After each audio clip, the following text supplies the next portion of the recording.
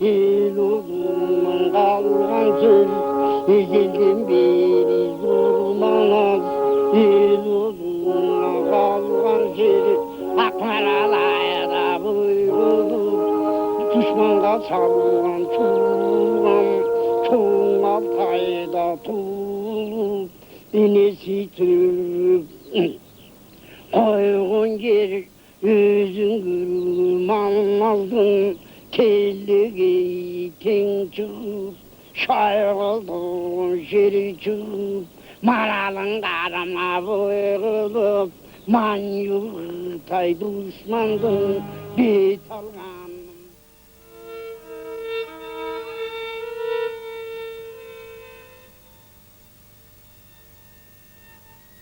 The question of time is a question of life, death, and our entire existence, and thus it is a weighted problem, perceived not only by academics and scientists, but rather by the most part of mankind. Both the internal and external life proceeds in time. Without it, you can go nowhere. Time is often spoke of by philosophers and poets alike, but perhaps the latter have addressed the issue in the most eloquent of tongues. Shakespeare, for example, wrote,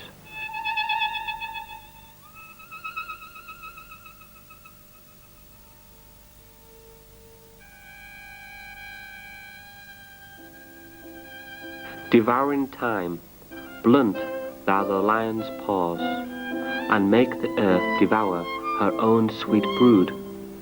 Pluck the keen teeth from the fierce tiger's jaws, and burn the long-lived phoenix in her blood.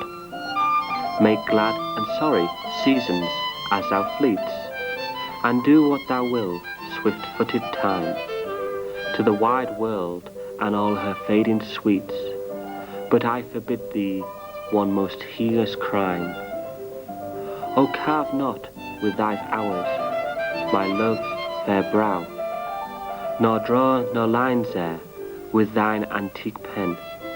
Him in thy curse untainted do allow, for beauty's pattern to succeed in men. Yet do thy worst, old time, despite thy wrong.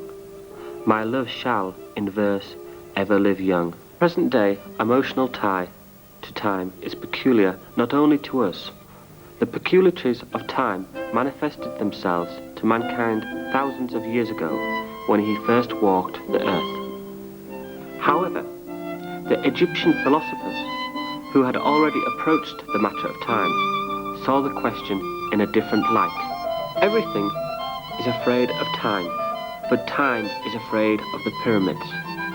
From the ancient Egyptians' point of view, time's an illusion of consciousness.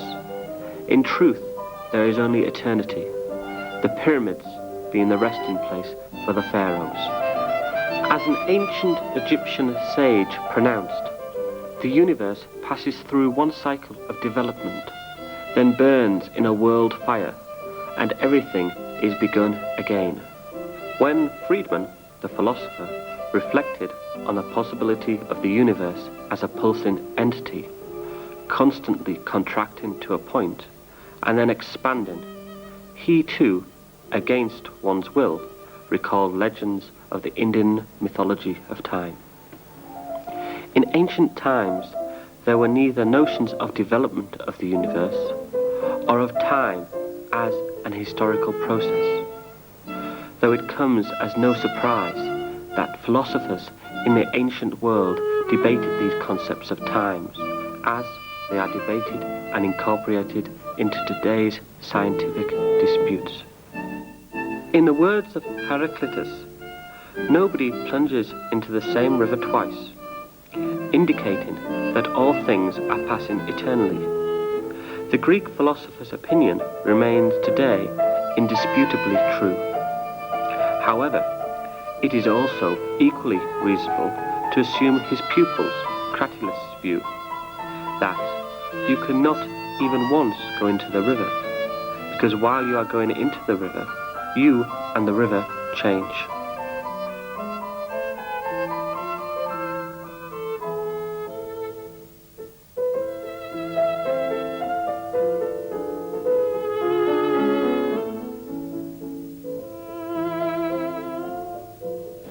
were the prevalent thoughts of the pre-Socratic times at Athena's famous Platonic Academy in the 6th century before Christ.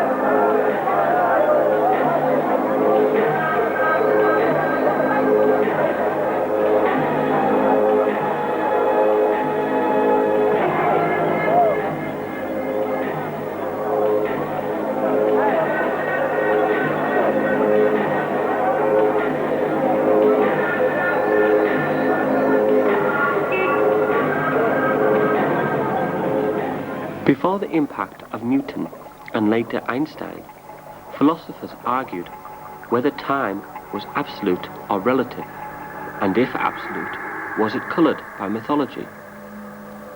As Plato accurately noted, time is a regulating element of the universe. The philosophical theory is the absolute opposite to the conception of history put forth by those of the Einstein's school of relativity. As a Roman saying goes, all roads lead to Rome. If we make some changes to this saying and refer instead to philosophers and philosophy, we can say all roads lead to Aristotle. Aristotle was the founder of the concept of relativity. According to Aristotle, time is a number of movements in relation to the past and future, time being the property of such movements. How can it not be paradoxical? One of the most beautiful and at the same time most perceptive concepts of time was created by Augustine in the 4th century BC. Augustine used to say, "When I contemplate time, everything seems straightforward and comprehensible. But every time I try to narrate about this, I fail." But the philosopher was wrong. He did succeed. Listen, the future does not exist yet, and we do not have the past. It is already gone. The past is a gateway which the future passes over to the past, and vice versa. The past passes through the present to the future. In one sense, Augustine was a predecessor to Einstein in terms of science and its relation to time.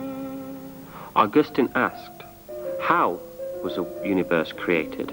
And is it possible to understand this process of creation occurring in time? The conclusion that he reached was that it is impossible. Let us assume that the universe did not yet exist, and time existed. Why then did God create the universe at one particular time, and not in another time? It remains unclear. The process of creation of the world as a temporary process cannot be understood. Augustine, however, proposed that time was created together with the universe, together with matter. Over the centuries, the scientific theory of time has certainly developed. However, the scientific theory on time which was first formulated in physics was based not on the idea of relativity, but on the idea of absoluteness of time. This was Newton's laws, his mechanical picture of the world.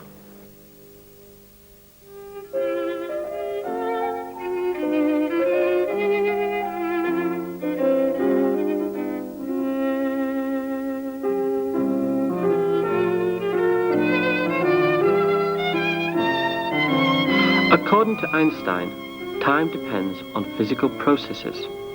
In Einstein's special theory of relativity, he showed that time could be slowed down. In a famous experiment using extremely accurate atomic clocks, proof was given to support this. One clock was put on a very fast aircraft and one on the ground. After the aircraft completed a journey round the Earth, its clock was compared with the time on the atomic clock on the ground. The one on the aircraft was always a few nanoseconds behind the one on the ground. We enter the past and emerge in the future. Where are we? It is this question that art addresses.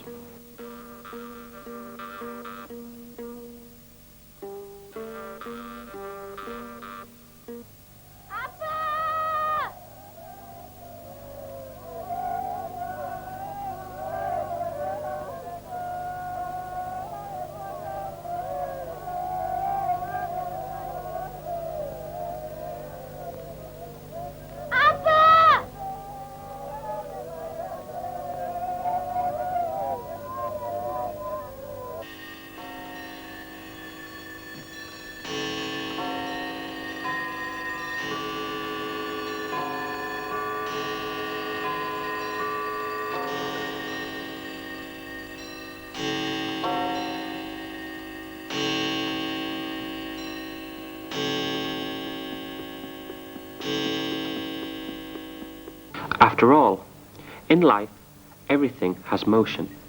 Everything passes by. But in the memory, everything halts. Time and memory intersect in art only. This is where the past is a measure of the present. That is why the past, in art, is categorized as the ideal.